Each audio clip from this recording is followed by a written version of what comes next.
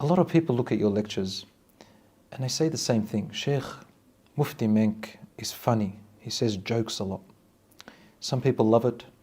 Some people don't know how to look at it. And some people, they're a bit sarcastic about it. They might hate it. They might hate it. Yeah. Tell us, Sheikh, why do you say jokes in your lectures? That's an amazing question. I tell you something, when I was young, we grew up with a lot of fear of the scholars, the imams in the masjid. There was a distance, even though my father, an imam and a scholar and a mentor, but very strict. And initially, it was so difficult to communicate. I saw a clear gap between the scholars and the masses. And wherever I went at the time, I always saw that gap. And I always told myself that I'd like to bridge this gap. There needs to be something. You know, we scholars are looked at as harsh people who never smile. They're always attacking people. You know what? You got to say a thing or two, especially for the newer generations. And I think I'm probably similar to you in age, if not maybe a little bit older. Wallahu a'lam. A little bit older, Sheikh. There we go. So what I want to say is, if you know, as we grew up, it was very different. And in fact, the world is becoming more and more filled with so much of difficulty, depression, hardship, anxiety. The last thing you want is the person calling you towards Allah doing the same thing to you. So I say, you know what, keep it light. And, you know, I'll still crack a joke, a little bit of wit, a little bit of banter now and again. If you get it, you get it. If you don't, you don't. Mostly there is a lesson behind whatever joke might have been cracked, subhanallah. Sometimes it may be a big lesson and sometimes it's a smaller lesson. But yeah, that's primarily the reason why I joke, you know, break the ice, get the people to realize, you know what, this guy is calling me towards Allah, but he's doing it in a beautiful way. I can understand, I can relate, I remember a thing or two.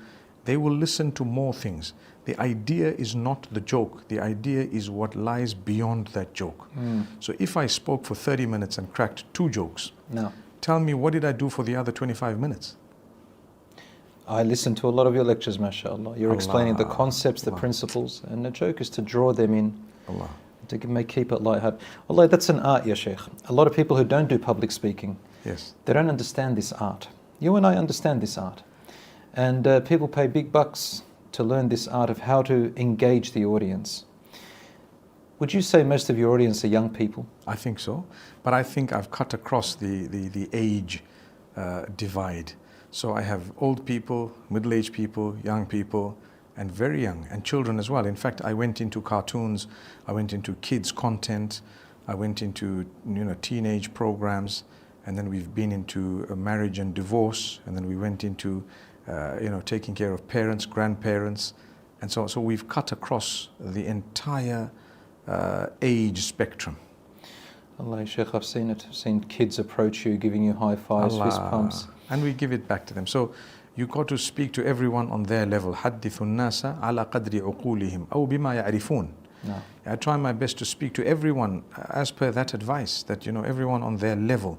So if there is someone generally practicing, they may not appreciate that we're actually aiming at the vast majority who are struggling to practice or not practicing, or sometimes not even Muslim.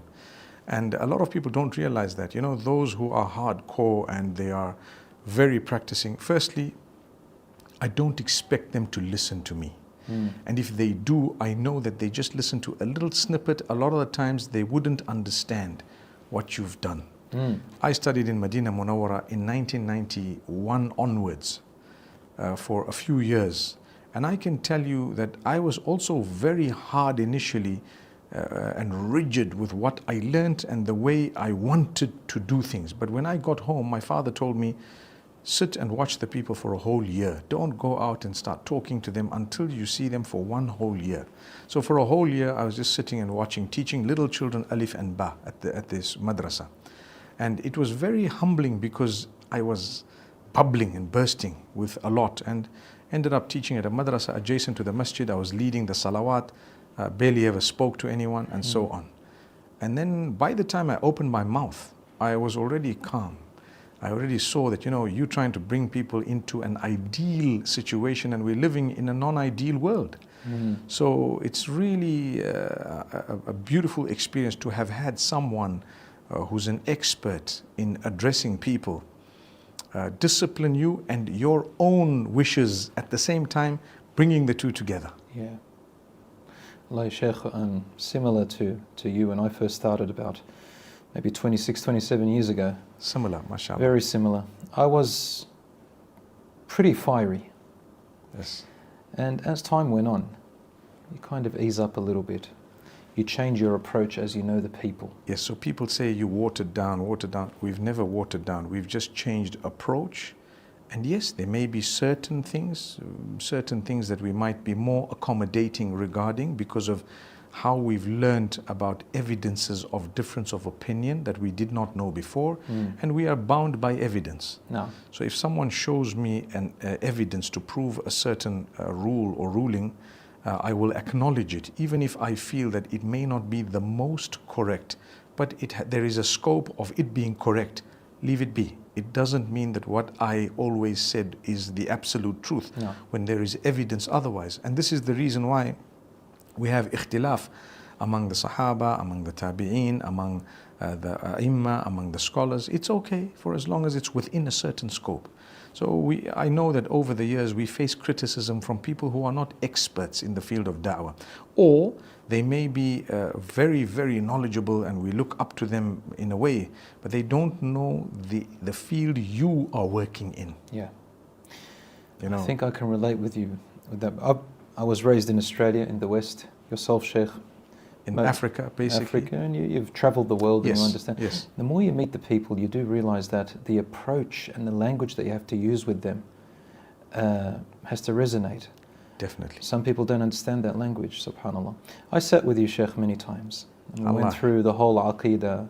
And I find that your Aqeedah is from, mashaAllah, it's sound and safe. Ahlul Sunnah wal Jama'ah, alhamdulillah. May Allah Almighty grant us all acceptance, and I've sat with you many times, and just for interest's sake, I first got to know you from Brother Azad in Sri Lanka.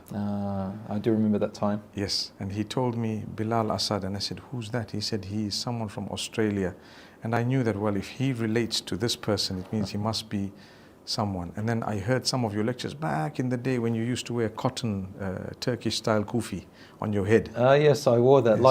Yes. Like your one? No, the one made of like cotton, the woven. Cotton. Yes, woven. Yes. It was and I saw this young guy, strong looking, and the speech was always correct in the sense that I agreed with it. Mashallah, mashallah. I said, okay, this is a good guy.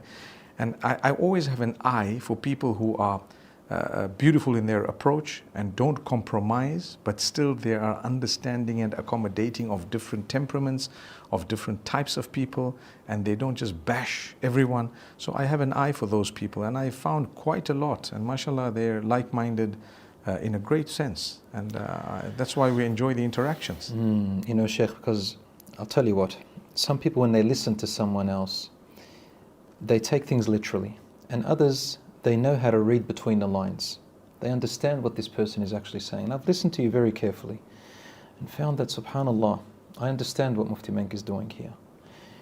You're saying something in a way where other people can take it, and then you'll build on it afterwards, and then third time, and then fourth time, and help the people go step by step. Because, as we say, بَشِّرُوا وَلَا تُنَفِّرُوا يَسِّرُوا وَلَا تُعَسِّرُوا, as the Prophet ﷺ said. Give good news and glad tidings. Don't give bad news all the time and negativity. And make people happy, don't make them sad. And sometimes we may say something, and people may take that completely out of context. Say, no, you meant that. And sometimes I look and say, no, I didn't mean that, subhanAllah. You should understand what I'm trying to do with these people. Yes. We live in a time where young people are suffocating, they're drowning. And unity is very, very important between us. We have to work together. And that's why I'm here in the UK with you, and Sheikh Omar Sulaiman, Sheikh Abu Bakr Zod, and the rest, Sheikh Wa'il.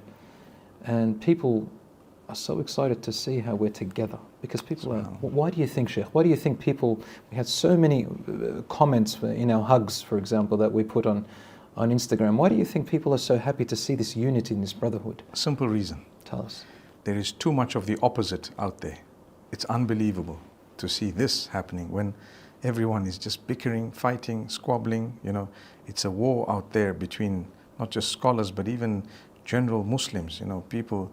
I mean, there are a few things. One is this qadiyya al-Falastiniya, which is our qadiyya. Yeah. This whole Palestine thing is our problem. It's our issue, right? And we take it seriously. And the way the infighting amongst the people, just pointing fingers at you did and you didn't do and you're not doing and you're doing and you're not doing and you're supposed to be doing, that itself is already a show of frustration. So I excuse people, and I was saying people don't know what we've done and they haven't listened to the lectures. They say, you've never spoken, you've never done. I have. And what am I supposed to do? Answer you back to say, no, I have, or no. If you haven't heard it, remember, it's not my problem. And another thing is, there are other things that I have done that you cannot do. Yes. I don't tell you, you didn't do this, you did, because I know it's not in your capacity. It's okay. It's a big responsibility. You have to understand the people you're talking to as well. Yes. I've sat with you a lot, Sheikh. Allah. And I know, alhamdulillah, that you call to the kitab and the sunnah. Allahumma lakal hamd. May Allah make it that way. We're Alhamdulillah. open to correction. No. We're open to correction. And we always correct each other. Yes, We are yes, it's open. true. We do. And this name calling, وَلَا تَنَابَزُوا بِالْأَلْقَابِ, and Allah subhanahu wa ta'ala tells us, don't call each other names. Advise one another, wanting the best for your brothers. This is how we have to work together. Wallahi, I love all my brothers and sisters, even those who possibly will Say do bad the things. wrong thing and say the bad things. We want the best for each Yes, other. I think that's how 100%. Rasulullah Yes, that's sallallahu true. alaihi wasallam was. It Shaykhna feel- al-Habib. It feels like a letdown sometimes. Feels like a letdown, but at the end of the day, we want to please Allah subhanahu wa ta'ala. Absolutely.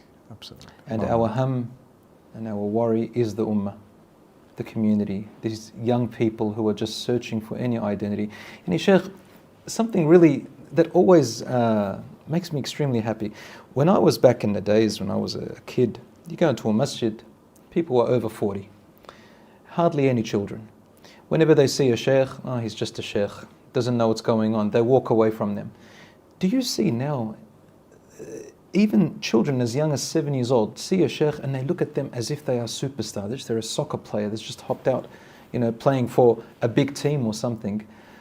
Do you see this difference, subhanAllah? Why do you think this is the case at the moment? I think it's because there's a lot of work that has, an effort that has been put into creating that type of an environment. I mean, I remember a time, and I'm sure you do. You are a vehicle of it, knowingly or unknowingly. I remember a time when the approach changed, and there are a lot of people who came in with a softer approach. They have netted in many more people than before. And this is why I say earlier, and I said, I pity those who are so harsh and hard. They don't realize they're catering for a small niche. No. But we live in the Western world where the real life issues that are being faced by the people need to be taken into consideration when you're talking to them. We have little kids who are being bombarded with all sorts of things from a young age in their syllabuses in the schools in some countries. And then you expect them to listen to you and you're going to bombard them from another angle. You need to show them with love, talk to them, smile at them, be humble, cater for them. I remember when I went into cartoons at one stage, the people were refuting and saying all sorts of things. I just looked down, kept on doing my work. They don't know. One day they will be in it. And now many people are joining and many people are in it. They've realized that if you do a little study as to the consumption of cartoon material of Muslim children, you'll be shocked. Nearly every child is somehow connected to it. What Islamic content do you have? It is less than 2% today, less than 2%. Is it not your duty as a leader to cater for them, to make content for them? If no one wants to do it, you do it. And you know what? It will go very, very far, because from that little age, you've already created in them an interest in a person who's religious, imam of the masjid, salah, the du'as, so many more things. People are using that to literally to fulfill their agendas. Ours is the deen of Allah that we need to serve. No. So some people don't see the light in it. They say, no, it's haram, you can't do this, that. Okay, you do your thing, let's do our thing. But the sad part is they begin to attack and block and hinder without understanding we're catering for your children and grandchildren. No. But it's okay. Sheikh, I've been in education as a teacher for 17 years in one school and another 3 years at another, nearly 20 years, and you yourself have been a teacher, so we understand from the perspective of education. And when it comes to education, you've got to understand the minds of these young people. So we can tell you have to be creative and innovative. And I remember listening to Sheikh Ibn Uthaymeen, rahmatullah alayh. He was a bit open-minded because he listened to the different mindsets of people and knew that, hold on a minute, it's not just Saudi, the whole world is a little bit different in different cultures. And when social media first came out, he was one of the first to say, you need to go in and beat the traffic into social media. You can't let the others go in and play with the minds of our youth. You need to go in and take it over. Slightly before the revolution of social media. He had already said that, yes. I'm just taking it as he's telling us, go into the creativity, and wherever it is, and you take it over, because you've got to reach the minds of these youngsters. I'll give you a quick example, if you don't mind. Recently, the controversy of sisters wearing an abaya, are they allowed to wear a coat on top of that abaya? So a debate, and people said haram, and they said whatever they said. And like a coat like this one? A coat like that one on top of the abaya, basically. No. And something bigger. So if you look at the answers of the scholars, now I have my approach, my way of dealing with it, trying to accommodate the 95% of the Muslims who are not very practicing. I mean, when I tell you 95%, I really mean it. They may be practicing, but they're not there yet. And from among them, perhaps more than half are not even in a place of that which we would say is like, breaking even. So we're talking to masses who are facing challenges, who have not yet even worn proper hijab. They haven't even gotten a cloak yet. They haven't. So it depends who you're addressing. And you have to take into consideration the effort they've made to get to where they are before you open your mouth to talk about where they should be, which is correct to say, okay, they should be somewhere, but how are we going to address this matter? Have you seen the improvement? And then you get a cloak on, and mashallah, that's a massive achievement. Do you acknowledge it? If you're in the field of da'wah and you're a murabbi, and you're a person who, helps people come up, you would realize that to appreciate where they've gotten to from where they were is something very important. Now, you look at Sheikh Uthman Khamis, for example. No. In his words, when he was asked exactly the same question, he said, it's better to have, the cloak. But you have to take into consideration where you are, the weather of the place you're in. You have to take into consideration the urf of the place that you're in, and so on. Urf as in the customs of the people. The customs of the people, and so if you're talking to someone in Britain, in Scandinavia, in Greenland, in Alaska, in North America, in these freezing conditions where they have to put on a coat, how would you tackle the matter? I mean, where he is telling you it is permissible. And I didn't quote him, but I know. And I didn't say that, oh, this is haram and this is like halal, but we're giving a general ruling to say, cover yourselves in an appropriate manner, do it for the sake of Allah, and try and get better and better as time passes. No. That is a far better approach than the one who comes in, hacks down 90% of the ummah, and moves forward thinking, I did a service to the deen of Allah. They don't have any expertise in the da'wah. Another thing, I would excuse those who live in very hot temperatures, thinking that I'm just putting on a coat for fashion, It's a big difference. And no one told him it's freezing ice cold, we need to put on a coat. I mean, obviously, if something is showing the shape of your body, we have a different issue. We're going to have to deal with that and tackle it for them to get to the ideal. But the thing here is, when the vast majority don't even have that initial cloak that you're talking about, how do you address it? So when I addressed it, in my own way, trying to acknowledge what exactly the people had, were talking about, and getting to a place of acknowledgement of their progress. You find all sorts of people say all sorts of things, but 95% of the people will appreciate what you said because they have real struggles.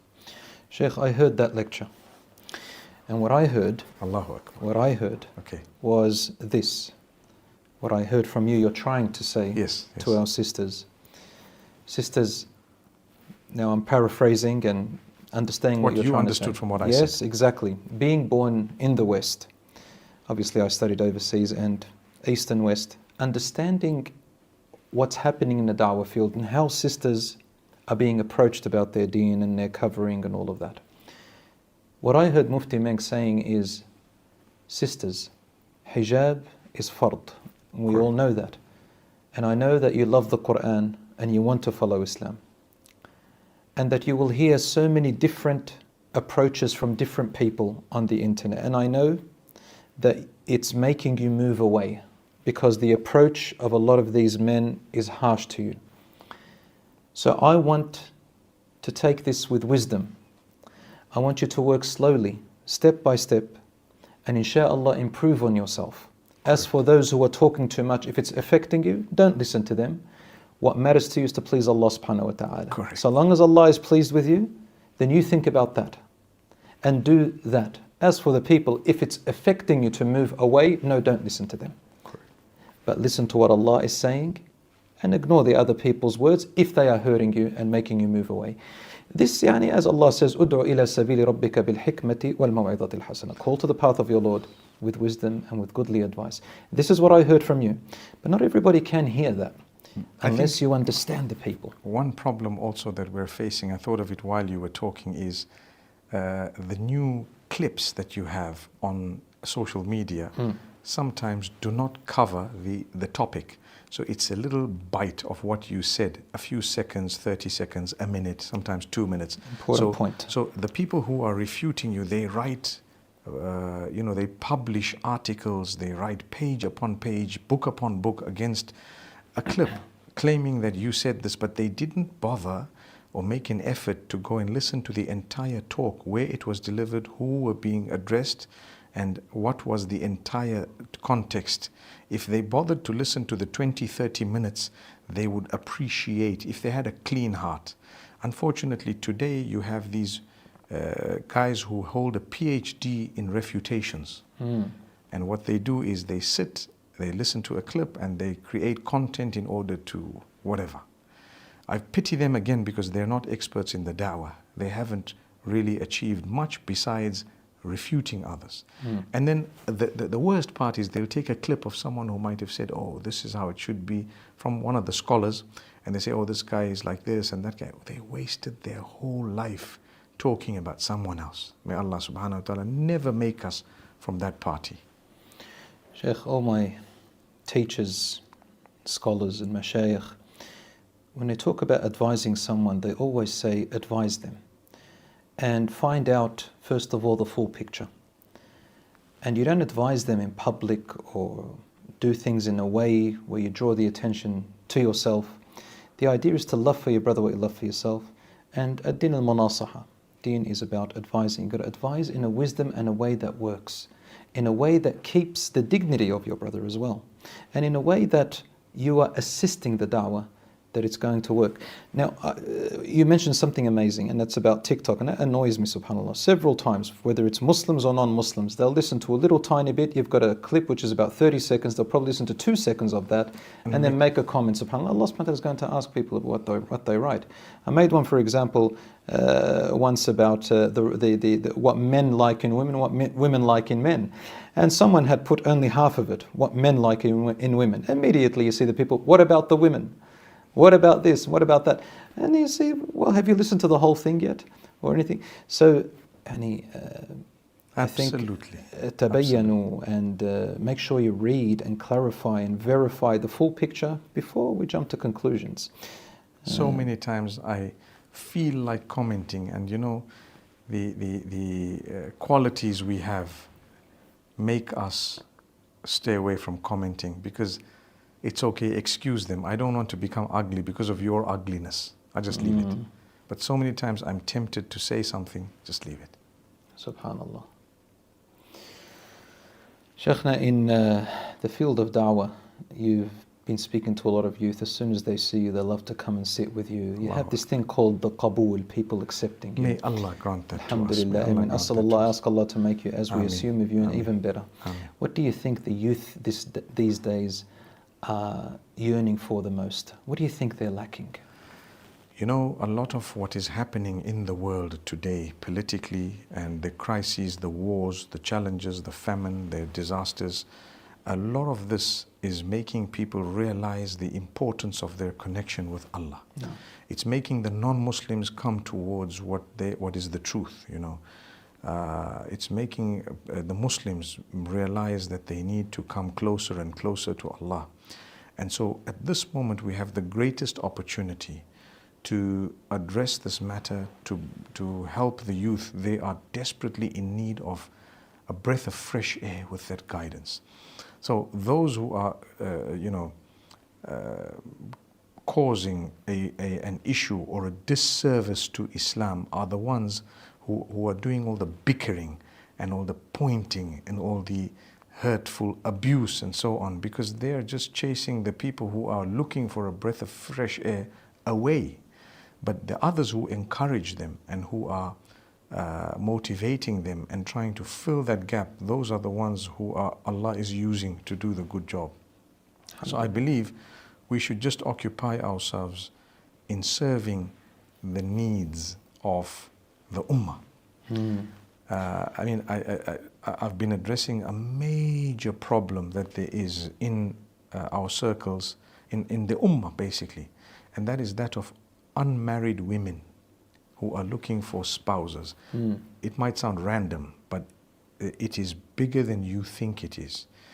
If you take a careful look and you have in your circles a little bit of an eye on this matter and this problem, you would realize how big it is. Who is speaking to divorced women, widows, those who might have a problem trying to get married, and helping them to actually do that? Wallahi, it's a crisis. Wallahi, singlehood is a crisis. Singlehood, especially among the sisters. It is among some brothers as well, but among the sisters, it's more of concern. And then the families make it difficult, and they set the bar so high, and it becomes difficult. And wallahi, that's a major thing. I think that we sometimes don't address this matter enough.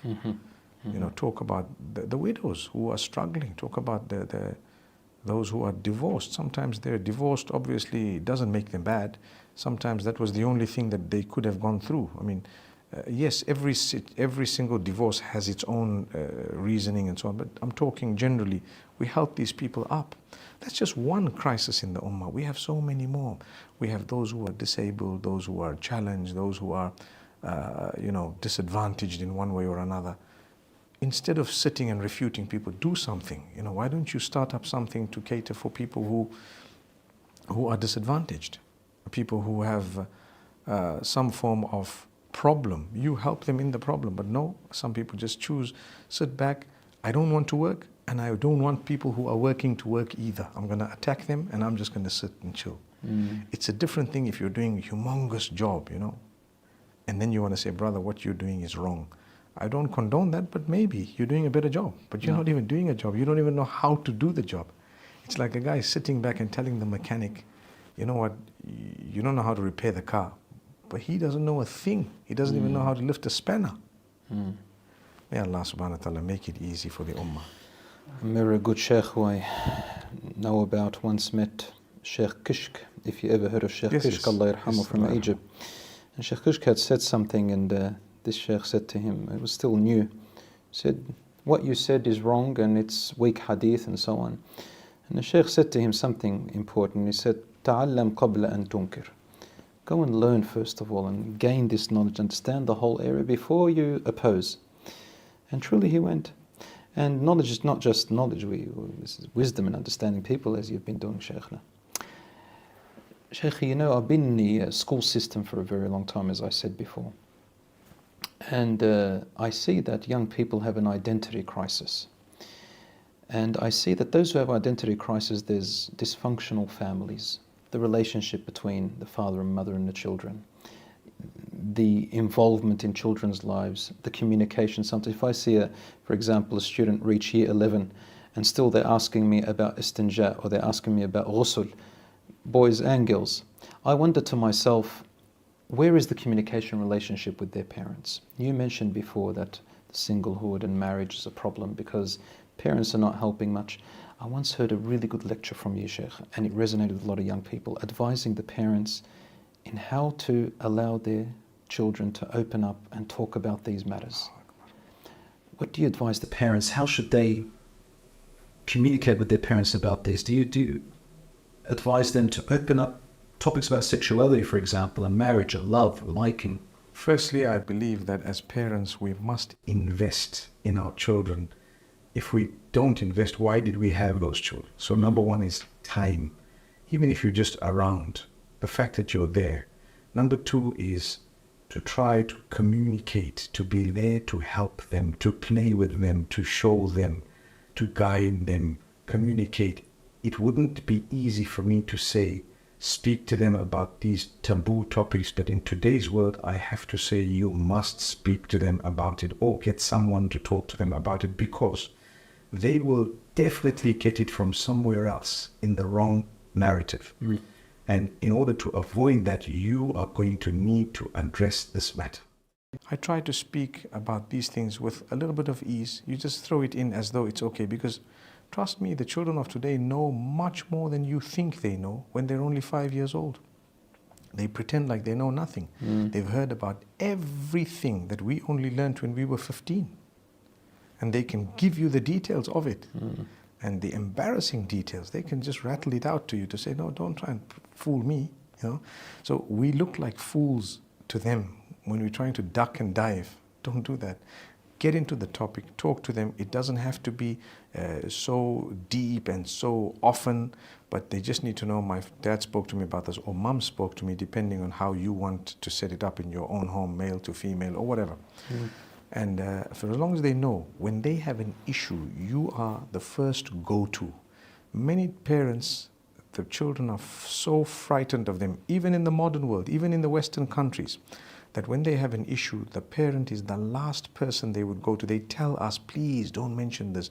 I want anonymity. I don't want you. I can speak to your parent, I would say. They would say, no, please don't do that. You'd break me. You'd do this. You know, my father's going to kill me, whatever they say. So I wonder that, Allah's going to ask you, كُلُّكُمْ رَاعٍ كُلُّكُمْ مَسْئُولٌ عَنْ رَعِيَّتِهِ. You're all shepherds, you're all responsible for your flock. Here's your flock running away from you, scared of you, frightened of you. How could you do that? When you have, that example is so perfect about the flock, that if there are sheep, one sheep is going away, you should be having sleepless nights, but bring it in, feed them, be with them, no matter what. So I always go out of my way to greet the young, and then the teenagers, even the little children. If you ever watch me carefully, I would go out of my way to give them time, because my son, as he grew up, one of my sons, as he grew up, he used to say, I don't want to come there. I said, but why? Come with me. He says, you know what? I'm like non-existent. And these are sheikhs sometimes that they interact with. And the youngsters saying, you know what, they just ignored me like I wasn't even there. In my mind, I'm thinking, but you're just a child. But then I think, let me tell some of my colleagues, you know what, give these kids a bit of importance. Yes. Greet them. That's the only thing they want from you. Yes. Assalamu alaikum, it could change their lives, because they've looked up to you. That's one of the reasons why when someone says, Sheikh, can I have a photo with you? I try not to deny it. I know it's very difficult. I know sometimes you have to make a plan, you have someone. And look, it may not be ideal, but sometimes you have a woman there. I have certain rules and regulations. Like I said, it may not be ideal. There could be people saying, no, Sheikh, you shouldn't even be doing that at all. But look, when someone's really been impacted by you all their lives, so many things have changed. One day they suddenly see you. In today's urf, they want to capture the moment, nothing more. It's captured. There's no khalwa. meaning there's no seclusion, you're not with them alone, it's in full view of the public, everyone is there, and they want to have the opportunity to say, you know what, I actually met this person who's my teacher, who taught me knowingly, unknowingly for decades or for a long time. I think to deny them that would probably be more difficult for them to digest at times than to say, okay, you know what, there's a table between us, there's a few other people here, there's so much here, you can take a quick picture and move on, you know? And what's the quick picture all about? It is capturing the real life moment that did occur. It's not like I'm doing something absurd. This thing happened in full view of the whole public, you know? And if I pass someone in the aisle in the supermarket and people happen to capture it without us knowing at times, a lot of the times. What if I just knew and I just turned around and said, oh, salam alaikum, you know? I mean, people come to me and say, can you do a video for my brother? Can you do one for my sister? Just to say salam. Why are they saying that? Because that person looks up to you. You're going to say, no, haram. Okay, fair enough. You might not want to do it, but if you consider where I'm coming from, you would say, well, if they would really be moved by a little video of me making salam with someone, what does it cost you? إدخال السرور في قلب المؤمن, you know, to instill happiness in the heart of a mu'min, that's one. But another one is to be able to say a word that might help them and encourage them in the right direction. It's not going to do any harm to them. So, like you're I said, looking at from bab al-maslaha wal-mafsada, you're looking at the benefit versus yes, the harm. and like I said, this is not a religious ruling that has to be this way or that way. You know, it's open. I like I said earlier, I know there is an ideal. We're living in a non-ideal world. We have people out there who are struggling. And it has had such impact on people's lives. Today there was a youngster, a little boy, I think about 7 years old. Wallahi, he came up to me at the restaurant where we went for some desserts. And he showed me, he said, you know, 2 years ago I took a picture with you by the car, and I saw myself sitting in a motor vehicle, little boy outside, and someone took a picture of us, whatever it was. His name was Yusuf. And he said, can I take a picture today? I said, no problem, come, let's take another picture. Then you can update that one, you know. I mean, it takes time. It's very taxing. I wouldn't want to do it. You know, people say, you're doing it for name and fame. And I tell them, I'm already famous. I'm already famous. So what am I doing it for? Well, yeah, Sheikh,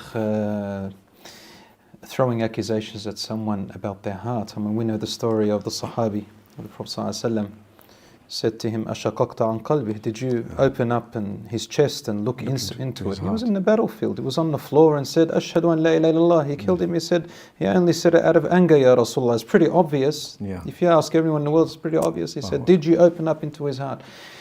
This problem of assuming, Allah subhanahu wa ta'ala knows. Sheikh, I understand where you're coming from.